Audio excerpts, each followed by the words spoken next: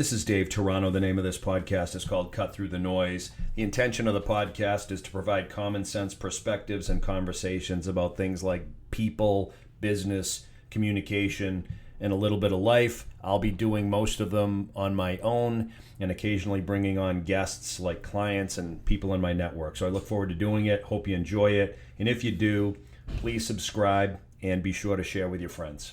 We're going to talk about management today and some of the traps that mid-level managers commonly fall into, and then we're going to talk about potential ways for us to avoid these traps.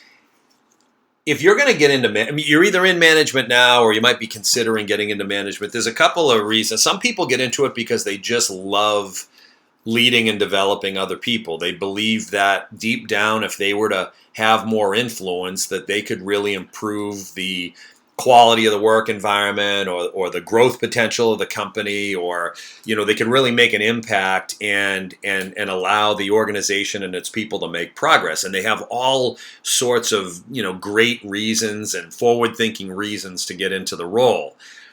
Then there's everybody else, and everybody else is a big pool of people.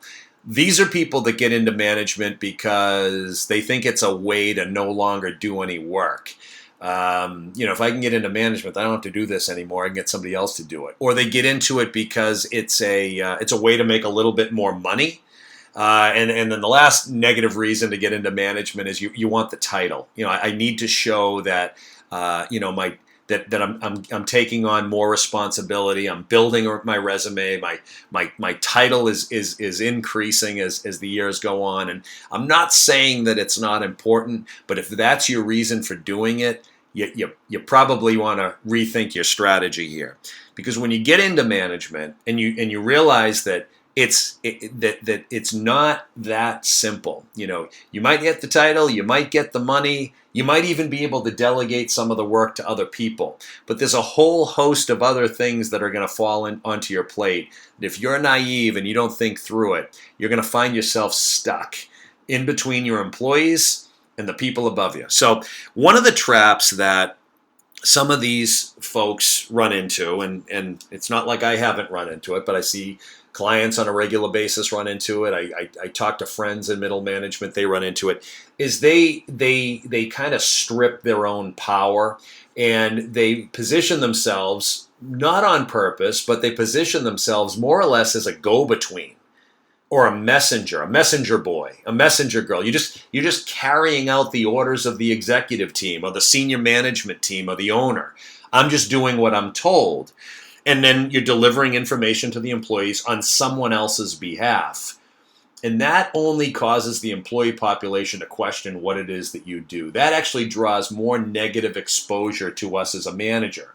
When the employee starts to view the manager as just this person in the middle who's interpreting information on behalf of this other group, they start to question why you're even needed. Like, why do we have this person between us and them? Why are they relying on this individual to give us this? And a lot of times there's stuff lost in translation. Not everything communicated is complete. Not everything communicated is accurate. And when the employee starts to believe that the manager is simply a messenger, it slows things down. Because they start to wonder, they start to pick up inconsistencies, and they start to wonder, what else am I not understanding? Is there anything they're not sharing with me? Why is this person in the way? And they can easily view the manager as in the way. Going up the ladder, though, if the manager is somebody who feels like they need to report back to the people above. I need to report back and give them a status on all my people, and I need to tell them who's doing well and who's not doing well. Well, all they are, again, they're just a go-between. They're reporting back on something somebody else has done or something somebody hasn't done, and they position themselves to be redundant. The role becomes redundant. All I'm doing is telling this group what that group's doing, and I'm telling that group what this group's doing. And it's back and forth, and the manager starts to reduce their own value. It's a significant trap that so many really good people fall into because they're trying to please, they're trying to serve two masters. I'm trying to communicate to both sides, and they end up getting stuck in the middle trying to interpret the intentions of each side. So that's one major trap, is you no longer view yourself, or you don't understand that your position is to lead, and not to just translate information between one side and the other. You don't want to be a messenger. You don't want to be a go-between. The second trap that managers often run into is they don't know how to watch their words. They talk too much. And you can talk too much. Like if you going up the ladder, you can overshare. If you're having a bad day with an employee, you can easily overshare to your boss and expose an employee that might just be having a bad day. If you're feeling pressured by your senior team and you start blaming your employee, or you start picking on an employee who's struggling, then not only are you exposing the employee, you're exposing yourself. And then if you do it again, you're really exposing yourself. Anytime that you sell out an employee, or you blame an employee going up the ladder, you just put the spotlight on yourself, because you're the person who's chosen to have that individual on your team. You hired that person, or you inherited that person and you've chosen to keep them. So if you're going to consistently complain about them, the question is always going to be, inevitably going to be, well, what are you going to do about it? Are you going to sit here and complain and not do something about it? Because that's only going to make me question you and my need for you.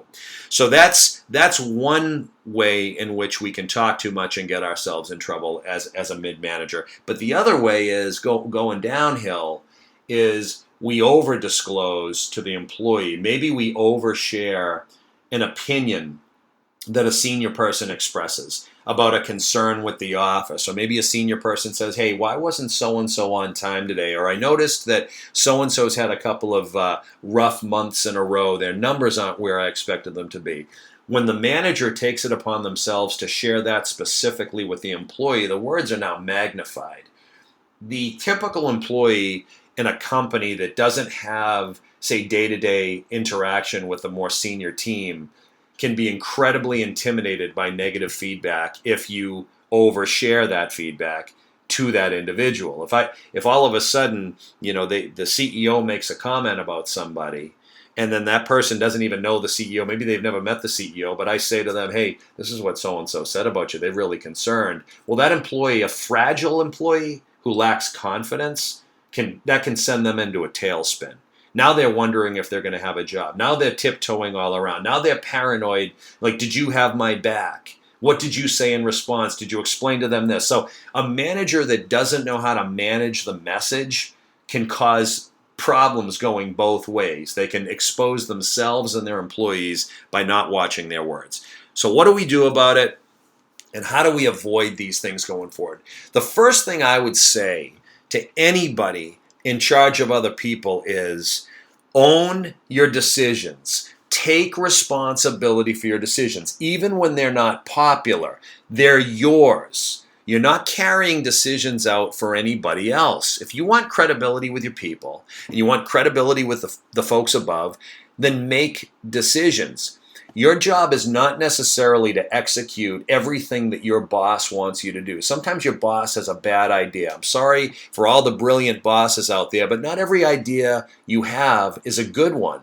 One of the first assignments I got years ago was from a boss who was ultimately fired 1 month later. This particular person gave me a list of people that I would be responsible for, and 5 of the 18 people on the list he told me to fire as my first assignment as a manager.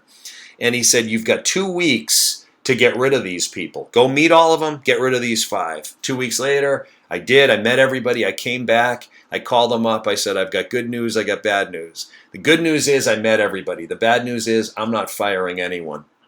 And his response was, well, it's your show, Chief. Whatever you think is right. And 1 month later, he was fired. All that I was, and the irony is one of those 5 people became one of the highest producing salespeople in the region within 2 years. It was amazing to me.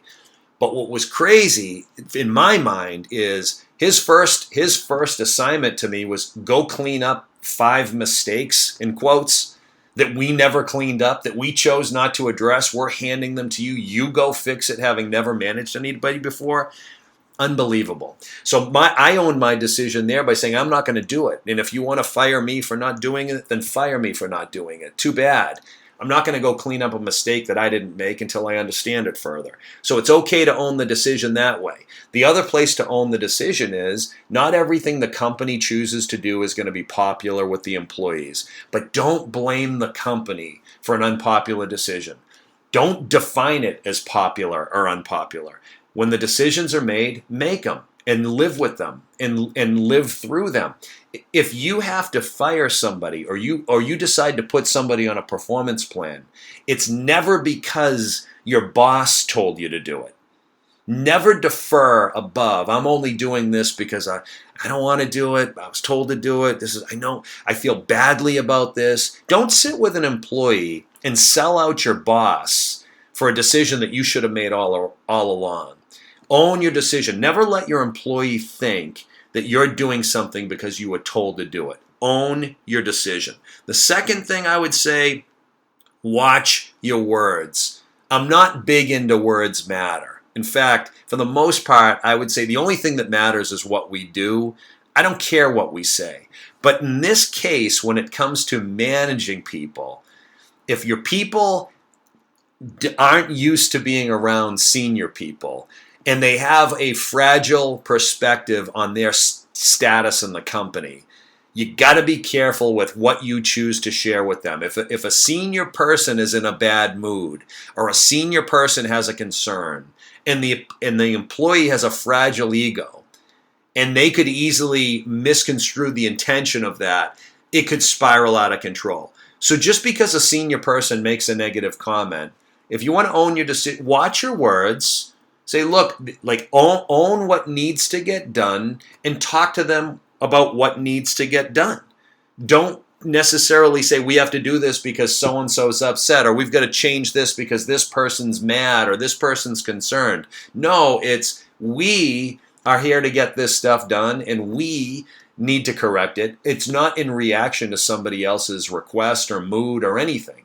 Own your words and don't overshare. Don't put yourself in a position where you'd fall into that go-between thing where you're just talking on somebody else's behalf either way. And then the last thing I'd say is never sell anyone out. Don't sell out your boss and don't sell out your employees. Anytime you're talking about somebody else, it's just professional gossip. Nobody respects the person who's talking about another person in a negative light. Have everyone's back, own your decisions, watch your words. And my quote is, and I want you to think about this, and I believe this firmly, is because in the end, our people are nothing more than a reflection of us and what we tolerate. So we better set a good example. Talk soon.